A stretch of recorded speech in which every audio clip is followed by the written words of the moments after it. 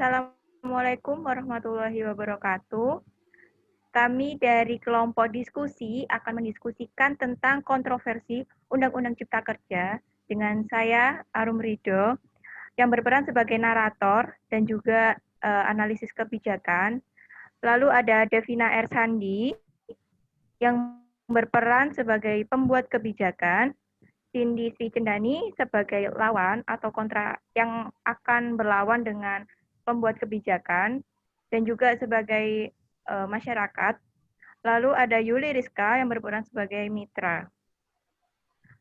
Untuk mempersingkat waktu, maka saya akan memulai diskusi ini dengan pertanyaan pertama untuk Mbak Devina. Silakan, Mbak Devina. Halo. Ya, halo. Halo, Mbak Devina. Apa kabar, Mbak? Alhamdulillah, baik. Oke. Ya, ini Mbak, saya mau bertanya tentang Undang-Undang Cipta Kerja yang disahkan pada tanggal 5 Oktober 2020. Itu patut untuk diimplementasikan di Indonesia ini atau sebaliknya? Karena menurut pandangan saya tuh banyak hal atau permasalahan dan juga kontroversi yang ada di Undang-Undang Cipta Kerja ini. Silakan Mbak tanggapannya. Terima kasih. Terima kasih, Mbak Arum.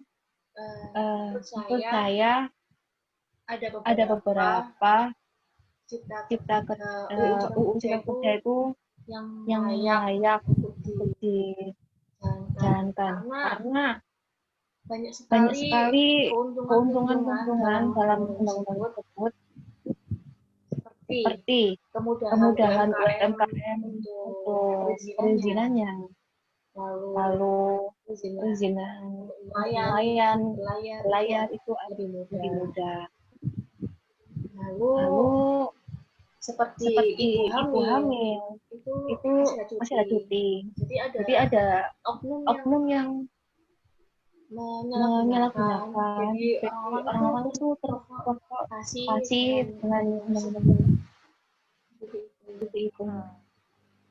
Oke. Berarti ada keuntungan tersendiri bagi masyarakat. Iya, Kan iya biasanya betul. kan banyak, maksudnya gini, ada di kontroversi atau isu-isu belakangan pada waktu itu lebih menguntungkan perusahaan daripada masyarakat. Bagaimana, Mbak? Iya, Iya, sebenarnya sebenarnya lebih ke lebih ke investasinya itu investasinya itu ditingkatkan lagi ditingkatkan lagi agar agar ya itu yaitu pemasukan pemasukan negara lebih negara lebih besar. Begitu. oke. Ini untuk tanggapannya dari Mbak Yuli sebagai mitra itu bagaimana? Halo Mbak Yuli. Halo, Halo, Assalamualaikum. Waalaikumsalam. Mbak Yuli, bagaimana kabarnya? Alhamdulillah baik.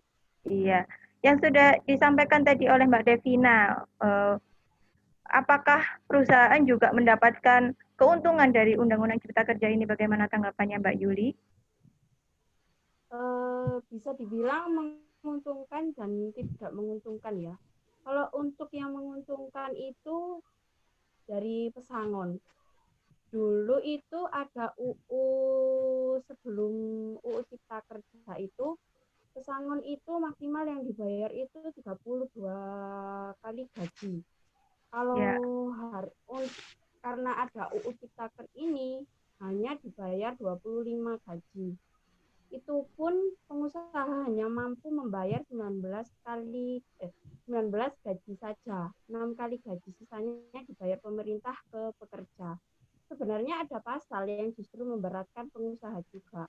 Pasal tersebut terkait kompensasi yang harus dibayar pengusaha pada karyawan kontrak atau pekerja kontrak waktu tertentu. Seperti itu. oke. Oke, itu menurut mitra. Oke.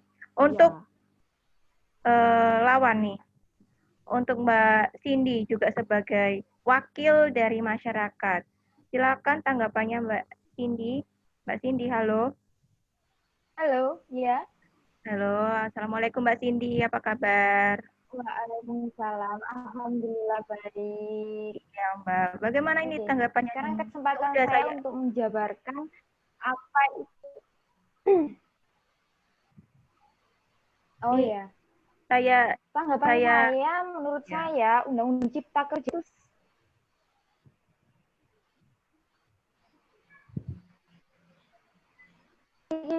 sekali dampak negatif, terutama untuk masyarakat. Salah satunya itu pekerja terancam tidak mendapatkan pesangon. Jadi bukan sama sekali tidak mendapatkan, tapi sebagian atau dipotong seperti yang dijelaskan oleh Mbak Yuli Rizka tadi. Nah, yang kedua, TKA atau tenaga kerja asing lebih mudah masuk NKRI. Dulu sebelum adanya Undang-Undang Cipta Kerja itu masuknya TKA itu diatur. Salah satunya tidak boleh menduduki jabatan sebagai personalia dan jabatan-jabatan yang langsung diatur oleh menteri. Nah, dengan adanya Cipta Kerja ini, semua seolah-olah dibebaskan dan hanya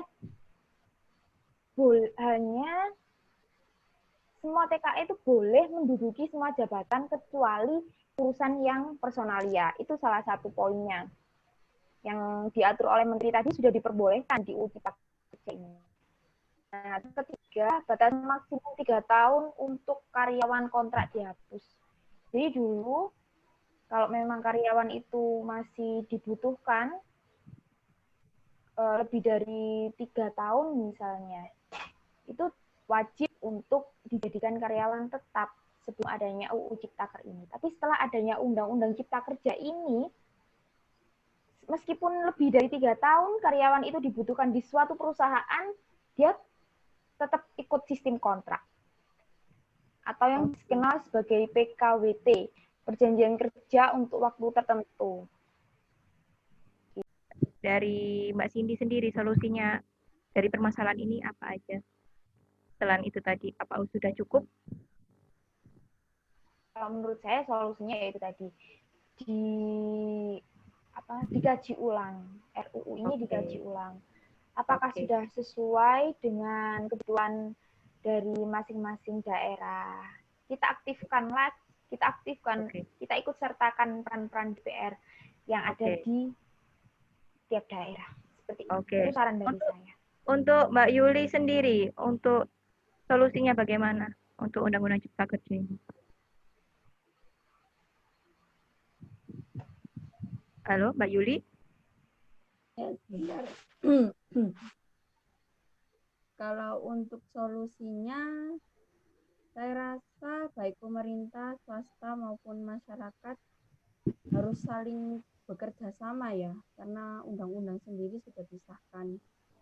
Jadi apa yang sudah diumumkan, yang sudah diumumkan itu yang disahkan ya harus dilaksanakan, diimplementasikan dengan baik gitu. Jangan membuat kebijakan, oh ya sudah langsung dibiarkan saja tidak dilaksanakan ya. Intinya harus tetap bekerjasama. Jadi semua sudah itu saja. Iya, Mbak. Terima kasih. Oke.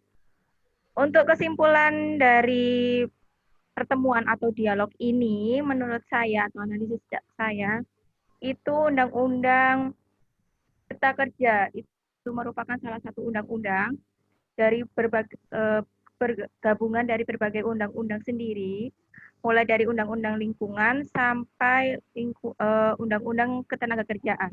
Nah, yang sudah dibahas tadi yaitu perlu adanya kajian ulang dari Undang-Undang Cipta Kerja ini sesuai dengan apa yang menjadi aspirasi masyarakat sendiri. Jadi untuk pembuat kebijakan sendiri juga tidak boleh untuk tutup telinga ataupun tutup mata untuk masalah kebijakan ini agar implementasinya juga semakin lebih baik. Seperti itu. Oke, sekian dari kami. Wassalamualaikum warahmatullahi wabarakatuh.